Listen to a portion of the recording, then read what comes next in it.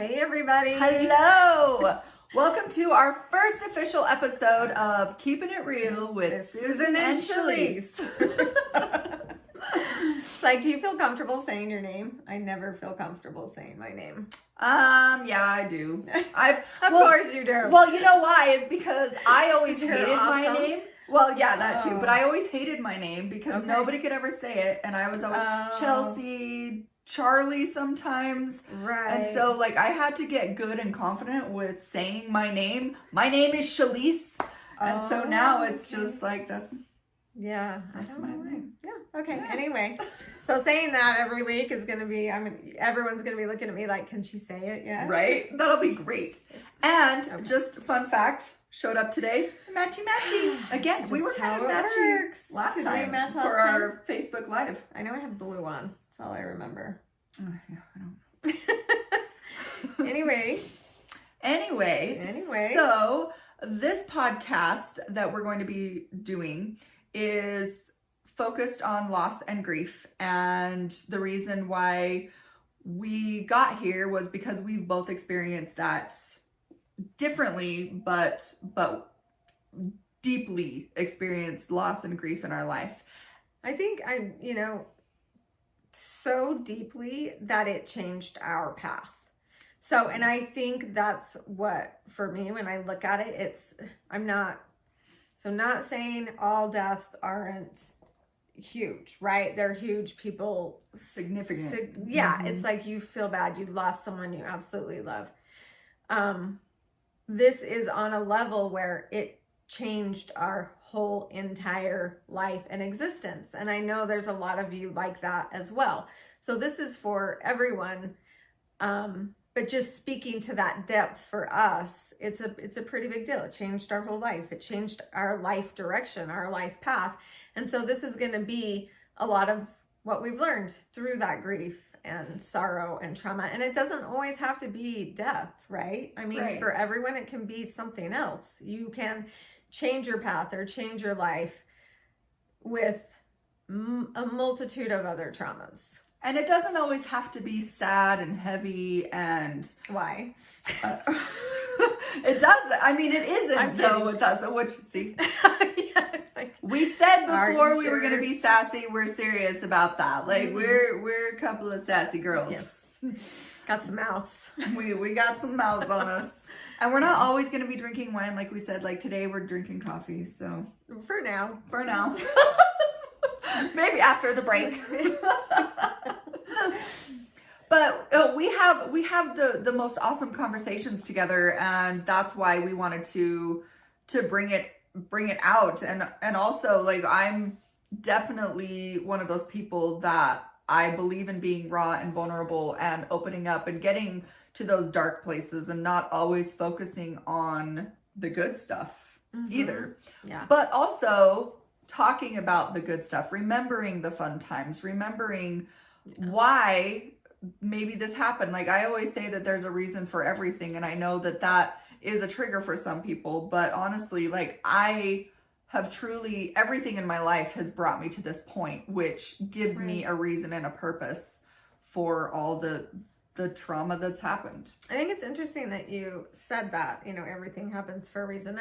I believe that to a degree, but you said it like it was a huge trigger for me for a really long time.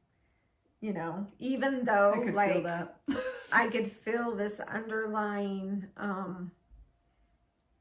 there's an underlying knowing of there was something in this, in this death of my husband that was supposed to help me learn and grow and whatever. When people would say that, I would get so angry because everything happens for a reason. That means you left 4 boys without their dad. Mm-hmm. And that's messed up. So it's like, yes, I believe that. And what happens can be really messed up as well. Right. And it took me a long time to get to this point too. I remember when my son first passed away, and I was like, I always believed that everything happened for a reason too, but I was also in that phase of I always kept that, and I was like, because I have that, I want to know why. I want to know why. So there has to be a reason behind it. And for me, if there wasn't a reason, then he died for nothing. And that's where I got to. So these are the kind of conversations that we're going to be having in this podcast. So please like, subscribe, comment. Absolutely. If you have something that you want to talk about or questions that you have, please let us know, because we want to make this relevant to our viewers and our listeners. And now you're probably wondering, if you don't know us, what our story actually is. So we just jump off into our conversation, which is okay.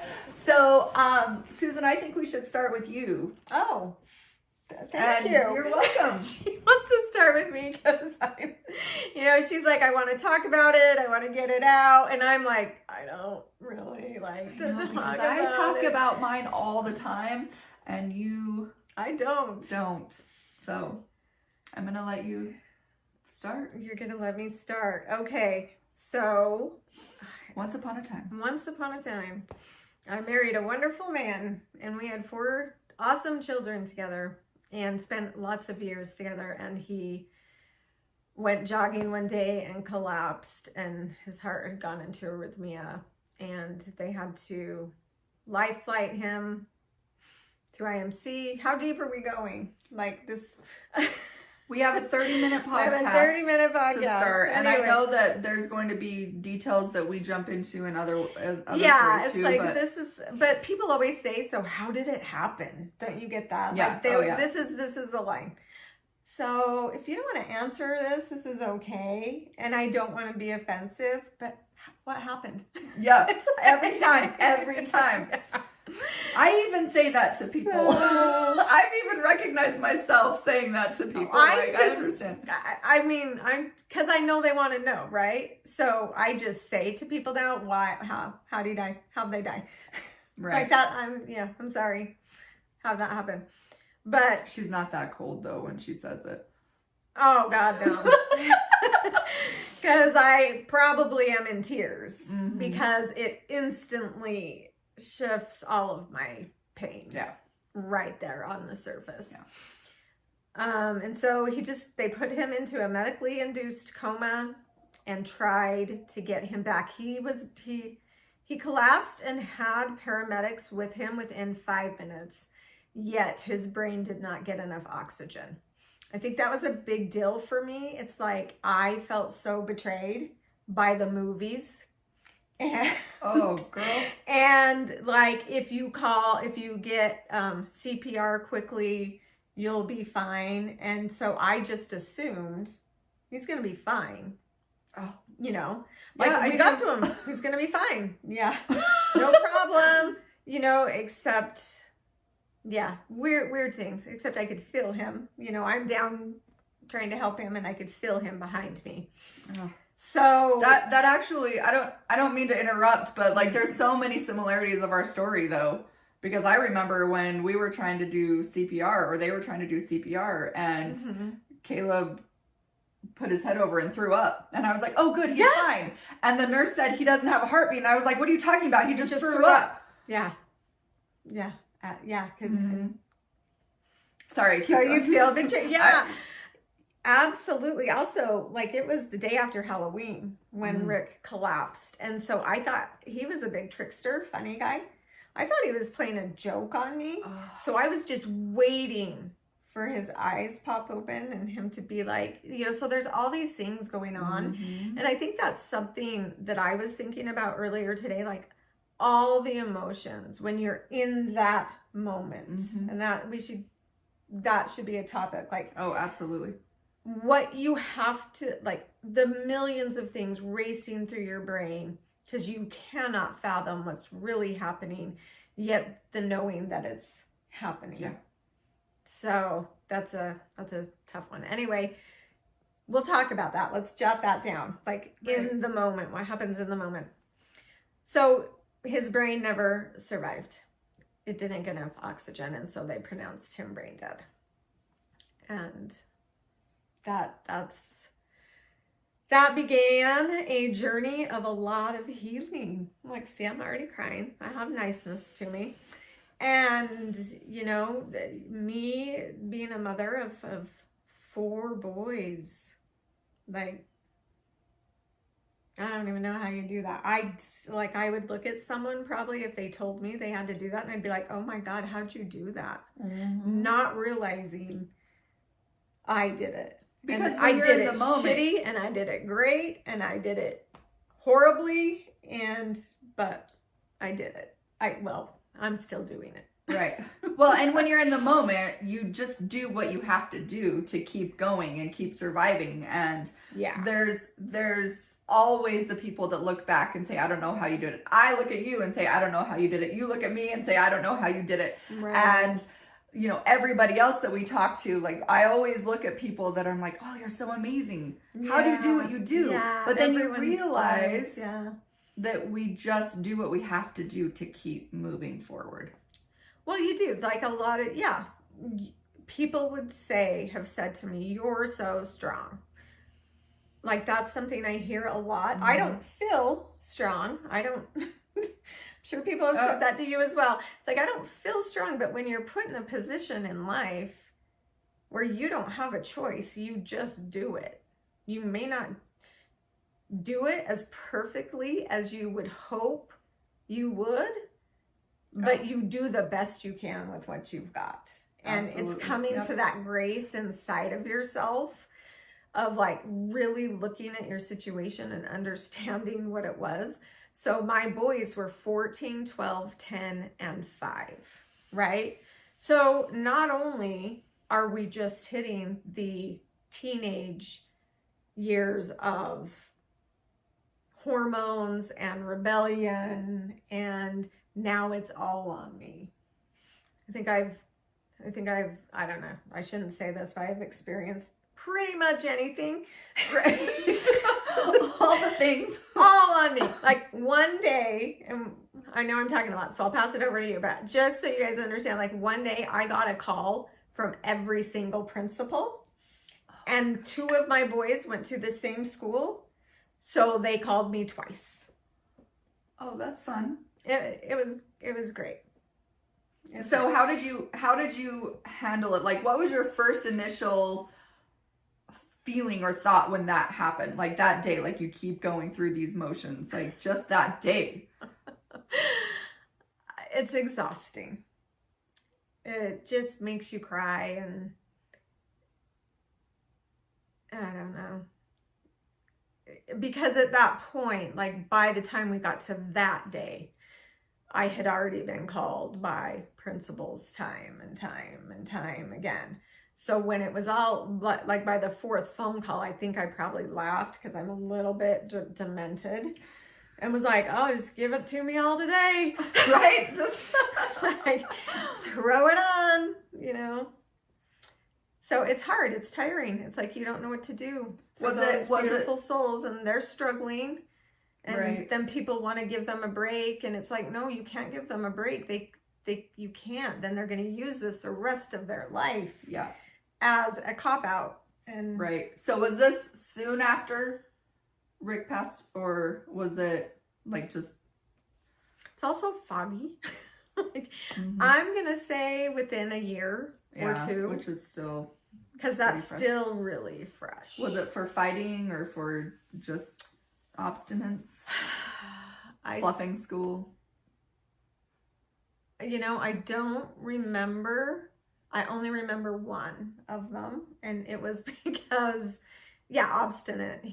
One of them decided to go into the faculty's little room, lunchroom, and get a soda. And so it was like, I'm just going to do what I want. What are you going to do to me? Type thing. And it's like, now you have to keep the rules. And well, just so you know, I know all of your boys, and you have done an amazing job because they are incredible kids, and I love them like they were mine. Like, I like to adopt children. Your kids are my kids. If you want mine, you can have them. No. I don't want any more kids. No. Well, it's like you know, when you're a grandma and stuff, you can always give them back. I'm not even ready to be a grandma. Like, that's how much That's how tired I am. Oh, yeah. Like if it's not that I don't, I'll do my kids all the time. I love them. I'll always do that. But it's like, I'm tired. Yeah. I'm tired. Give me grandkids in 10 years. Right? Well, on that note, let's take a short break. And when we come back, you can hear my story. Let's do it. All right. Welcome back to Keeping It Real with Susan and Chalese. I'm going to get used to that. You are going to get used to that.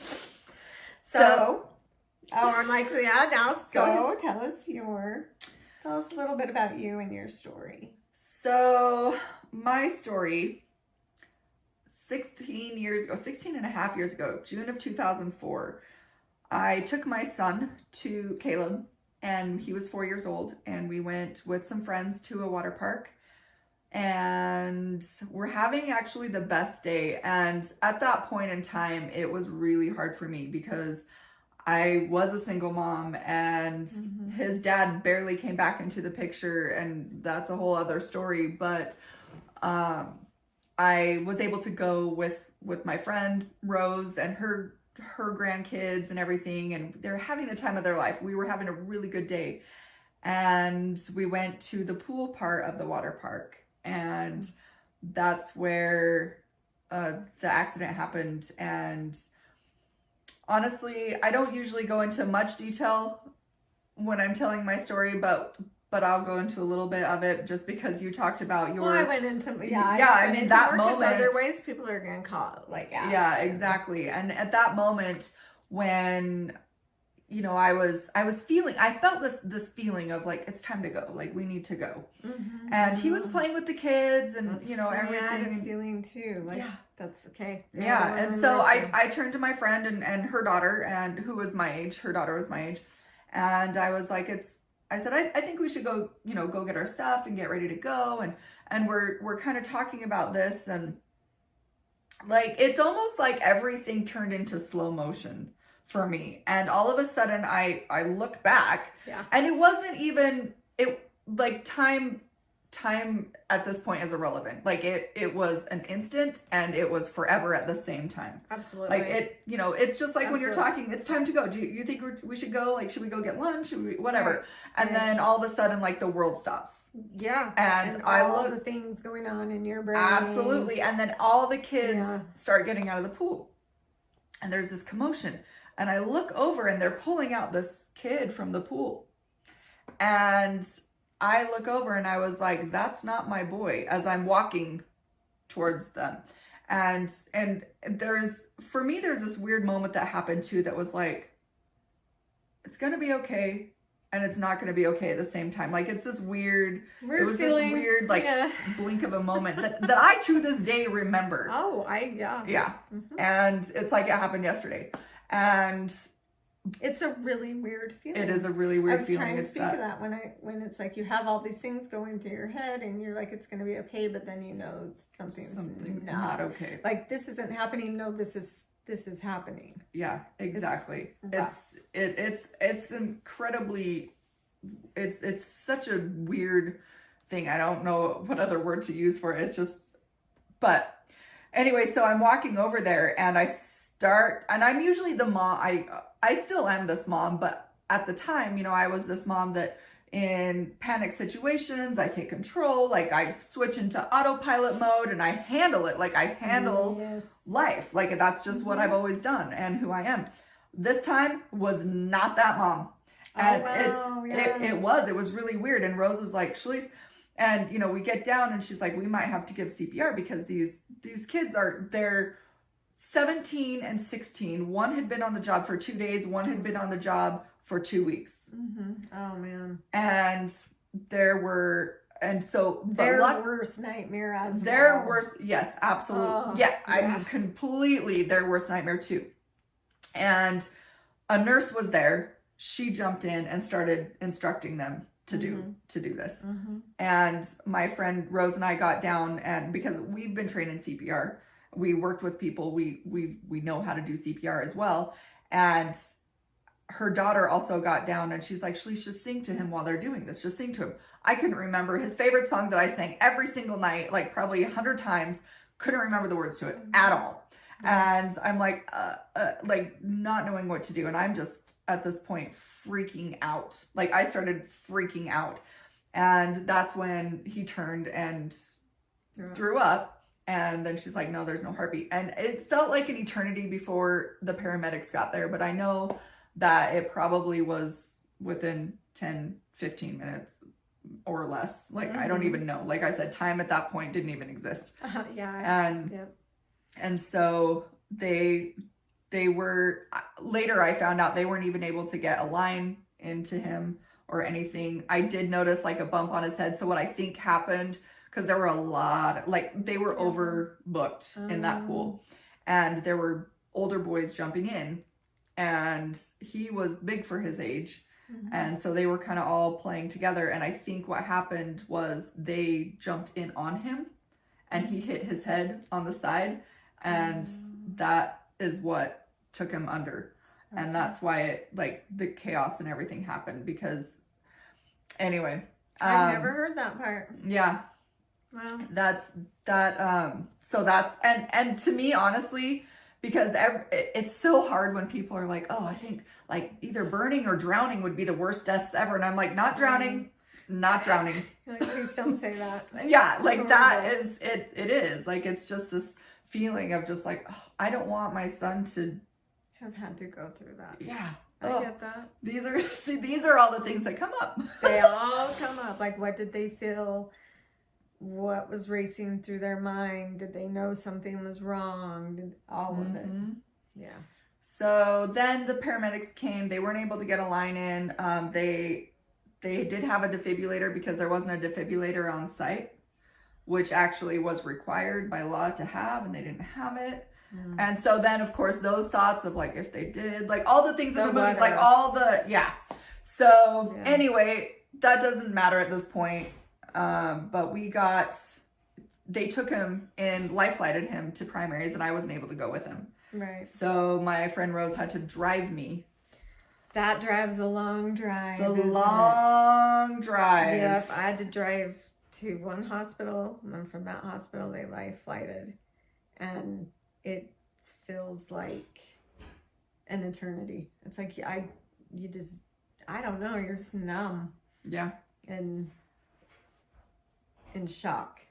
Shock is definitely probably medical shock. Yeah, that's there was this because that whole feeling of just like, this isn't happening. Like you were talking about, like, this isn't really happening. Like this doesn't happen to me. Or like, did you ever feel like, can we rewind like 3 hours? Can I just hit the rewind button?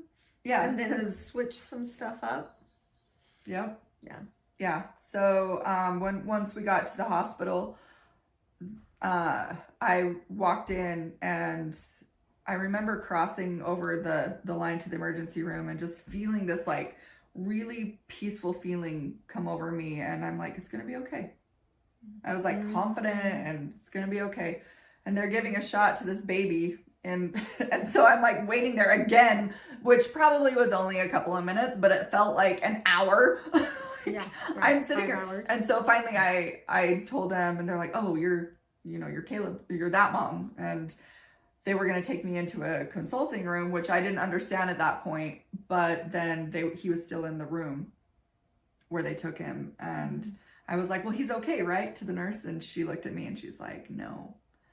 And that's when I totally collapsed, and like Rose and the nurse had to like carry me to sit down across the room, and his dad had gotten there before me, and we were divorced at that point. And like, obviously, because I was a single mom, and the one time he showed up because the cops went and got him and brought him there before I could get there, because he just lived down the street. Oh, wow. And so that was, oh man. But I mean, they were really good there, and the doctor came out and she was just sobbing, like she felt so bad. And so, yeah, I just sat there and I held him. It affects the medical workers too. Like anyone that tried to help on the path, it has seemed to be, they are forever affected. Oh yeah. As well. And one of the coolest things, one of the coolest stories is that I actually ended up meeting one of the lifeguards many years later, who has babies of her own, and she reached out to me, and that's a whole other story. But yeah, meeting her and hugging her, because I was really angry for a long time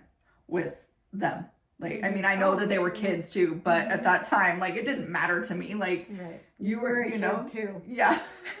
You were young too. Yeah. How old were you? Like 20? I was 25. Oh, you were 25. Yeah. Okay. That's young. Yeah, but she was only 16, and to hear her side of the story was very eye-opening to me as well. But then when I met her, she came to hear me speak, and she had her baby with her, and I just hugged her and her baby and just cried, and it was really really good. That is so.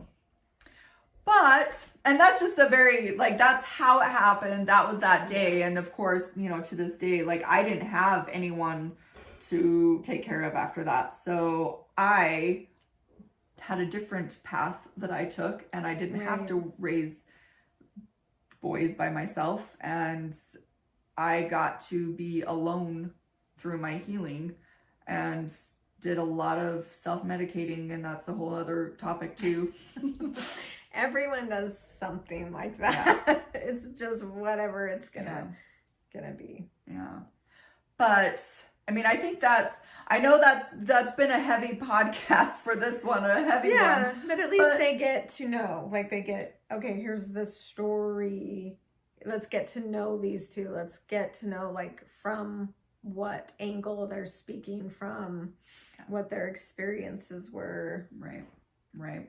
So from there, what we've done now, Susan, what have you, what path did this whole trauma take you down? I think, like you said, I would say for many years, probably right now, is I'm more focusing on myself. But it was a lot of trying to keep the family together and take care of the family and everything. What it has done for me is I've always been really intuitive and psychic, and tried to hide it, and was really ashamed of it, because I felt as a really young child that something was wrong with me and I was not okay.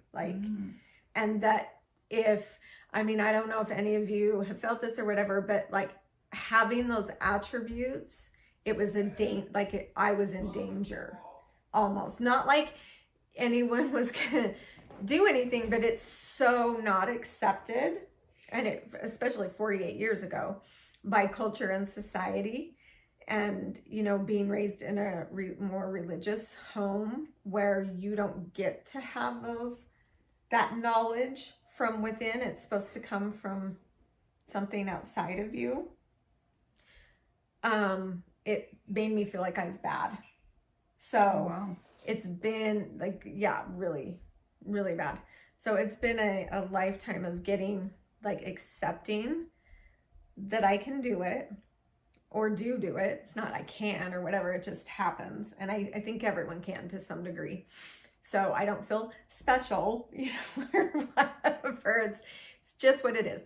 So accepting it, and that comes with a lot of experimenting and playing around, and it's been a fun path. It's also been a hard path.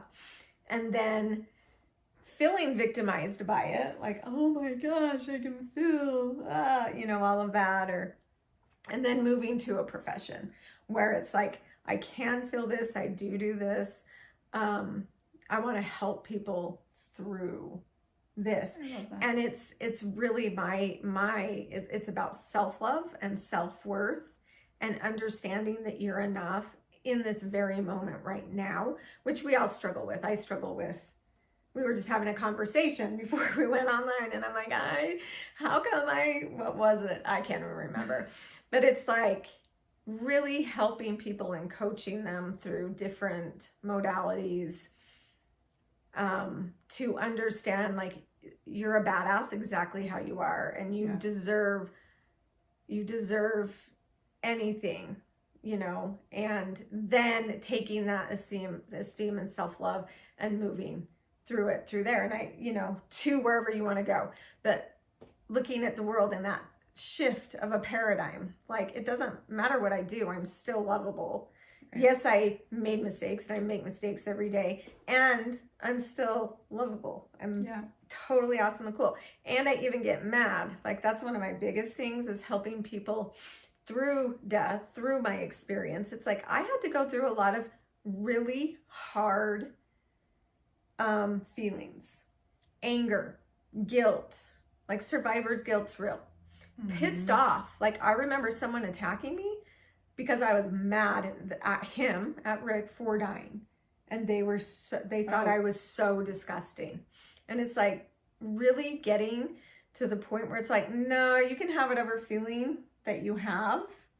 You know, anger that he did die, anger at him for dying. Like, you left me with these children. Like, how dare you do that? Right. These are real things. And I think that's become one of my biggest passions, is really teaching people.